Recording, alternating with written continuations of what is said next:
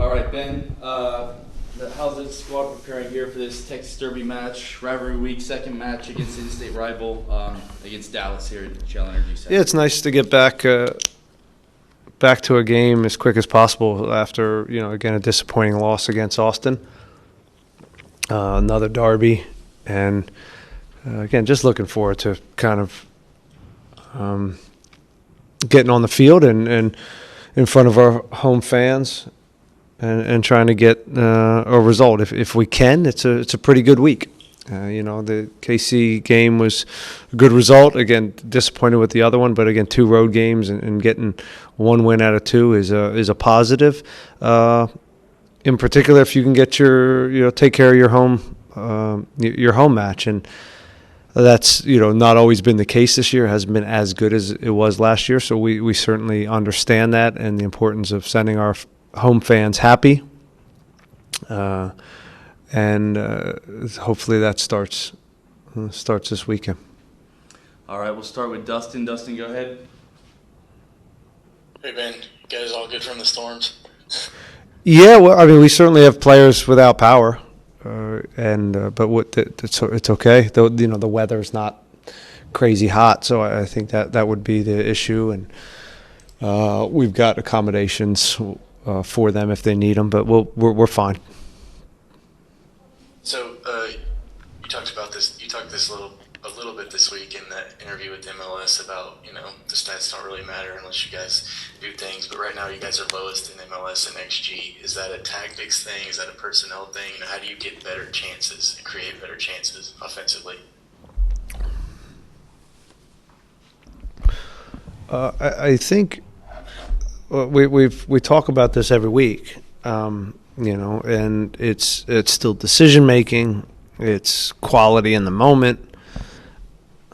It's not for lack of getting into certain dangerous areas of the field. So as I said, it's whether it's the final pass, it's whether it's the actual quality. But the shots are there, right? The possessions there in opponent's half. The entries are there into the box. So all these things are, we're checking boxes. You don't need, a 2.0 xG to win games. And it's a little bit low, but again, it's still enough opportunities to win more games than we have with the amount of chances and shots. So I don't know. I can read into that stuff as much as you want. I think we're on a good path. I think we're getting better as the year goes by. I know that's kind of the results don't necessarily say that, but as far as finding our rhythm and playing the way we want to play, that has gotten better week in, week out. Hector's still coming back to fitness. So it's still optimistic around here. I know, again, the results over the last, 5-6 games maybe haven't been where we wanted them to be, but we're happy with what's going on the field for most of the game. Barring some individual moments that are costing us games, and of course the lack of goal production. But again, I'd be worried if we weren't getting looks, and we go back to the Austin game. There's 2 or 3 really high level looks. Goalkeeper's been coming up big against them twice. So, but you got to make your own luck, and we focused in on higher intensity runs in the box, getting more numbers in there, encouraging the right pass or the right moment to try to hit people in transition, or is it a higher percentage chance the other way? So we're dissecting it. We're giving them the information, and we'll just keep plugging away. And then on tomorrow's game, FC Dallas, obviously Griffin's red card early kind of changed things, but is there a lot you could take from that game, especially from their side, about kind of how they play, or is it completely different? No, you can't take anything away from that game other than we lost. No, there's nothing there. Thanks, Ben. Good luck. All right, Herman. Go ahead, Herman.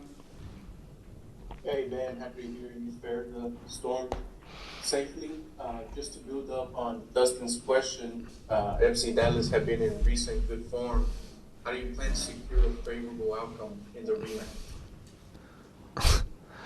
rematch? You guys asked me about game plans and things. I'm not going to talk about that or how we're going to go about the game. But really, it's I'll answer it in this way: is more the same. The way we've played the last 5-6 games, barring the game against Dallas, have been high quality, and we've put together really good performances, and we haven't hit the back of the net. I think it's important not to overthink this, guys. You guys see what's happening. You see the game, so for us, it's important for us to put the emotion aside of the losses and dissect how we're playing and what's going on here, and that we'll keep staying the course and what we believe in, and hopefully the net. As I said, the goal becomes a little bit bigger for us, and we have a day where we put 2 or 3 in. But again, my memory doesn't go back that far, and it doesn't go very far into the future. I live in the last 2 weeks and the performances we've had. I thought we played great, our best game of the year in Kansas City, right? And you guys forget that very quickly, that 7 days ago or 6 days ago, we played our best game of the season on the road. And then we went to Austin and played a very good game on the road, where in the second half, I thought there was we were by far the better team. And we we got a little unlucky on a set piece. So let's not get caught up in all that stuff, or you can, but we won't, and we'll continue to kind of stay the course. All right, Joey, go ahead. Oh, sorry, Herman, do you have another one? Yeah, at the risk of getting coach agitated, our listeners would love to know an update on Sebas Ferreira's recovery from injury. Well, I saw him out there today, and he's coming along. And don't worry about agitating me. It's your job to agitate me, guys. Just as it is my job sometimes to be short with you guys. Thank you, Coach. Best of luck tomorrow. Thank you. All right, Joey, go ahead. Hey, Ben, we haven't seen much action yet from Mackenzie Gaines. Was that a fitness thing, or are you still trying to figure out how he fits into your puzzle?